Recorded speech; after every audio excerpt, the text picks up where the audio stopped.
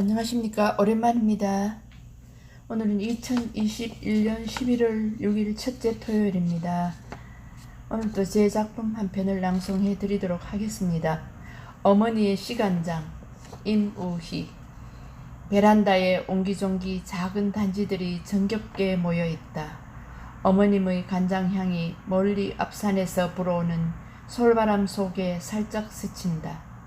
해마다 간장을 뜨실 때 조금씩 부어서 담아 놓았던 그 향이다. 향을 따라 뚜껑을 열어보니 10년 훨씬 넘는 세월에 그대로 옛 맛을 유지하고 있다. 어머님은 회갑이 갓 지났을 때 함께 살게 되었다. 막내 시동생 결혼식이 끝나고 시부모님이 말씀하셨다. 우리도 이젠 너희들과 같이 살아보다가 죽고 싶다. 나는 당시 준비 없이 들은 말씀이라 그럼 좋지요 라고 대답했다. 우린 주택에 살고 있었는데 아파트 분양 신청을 했다. 그 어렵다던 당첨이 단번에 되었다. 아파트 입주까지 2년이 걸렸다. 비가 오거나 눈이 와서 농사일을 못하실 땐 오셔서 건물이 올라가는 것을 보시고 너무나 기뻐하셨다. 나와는 마음이 완전히 달랐다. 그렇지 않아도 식구가 늘 많았는데 이제 단출하게 한번 살아보고 싶었다. 아파트가 거의 제 모습을 갖추어졌을 때 걱정이 점점 가까이 다가오기 시작했다. 입주날이 되어서 구조까지 변경해서 더 넓고 편리하게 만들었다. 그런데 두 아이에게 각자 방을 주고 싶었는데 아들이 같이 써야만 했다. 다행히도 아들은 좋아했다. 오랫동안 아이들을 떼어놓고 일선에서 열심히 경제활동을 한 것도 아이들에게 좋은 환경을 만들어주기 위함이었는데 그것도 안 되었다. 새 아파트지만 6개월 만에 다시 더 넓은 곳으로 왔다. 초등학교 5학년인 아들을 할아버지와 할머니와 함께 쓰게 할 수는 없었다. 더 구체적인 계획을 세워서 일했었다. 부모님이 자식 집으로 들어오시는 일이라 어머님은 의식을 치렀다. 어머님과 나는 늙은 큰 호박을 가지고 가서 온 집안을 굴리고 다녔다. 그리고는 소금 위에 쑥향을 피워두셨다. 현관 위에는 시골에서 가지고 오신 소 콧드레를 장호지에 글씨를 잘게 써서 곱게 잘 싼 것을 못을 치고 걸어 놓으셨다. 나는 미신 같아 싫었지만 내색을 할 수 없었다. 어머님이 설명하셨다.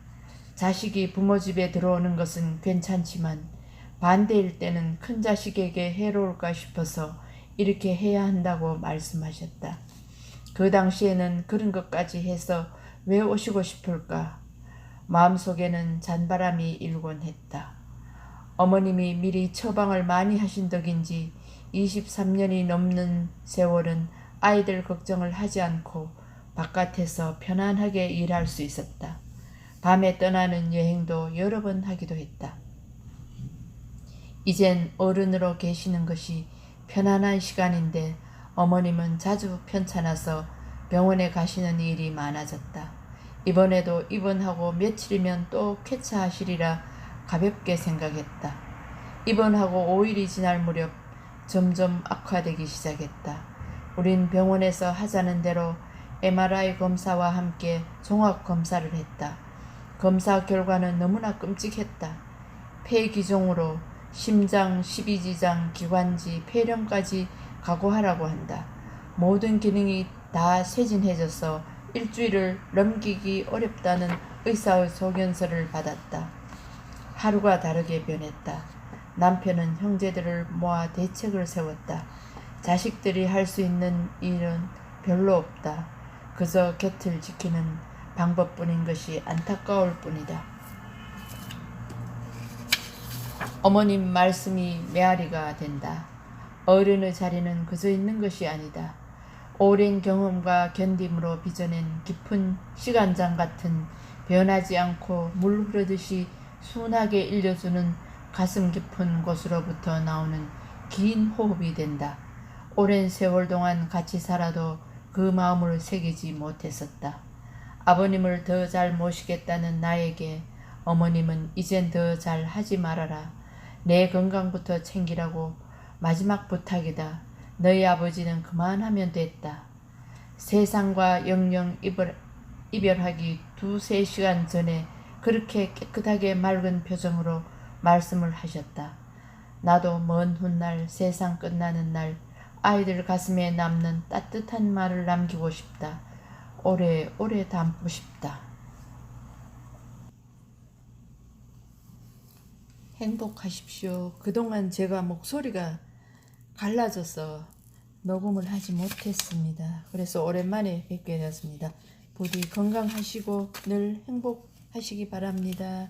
고맙습니다.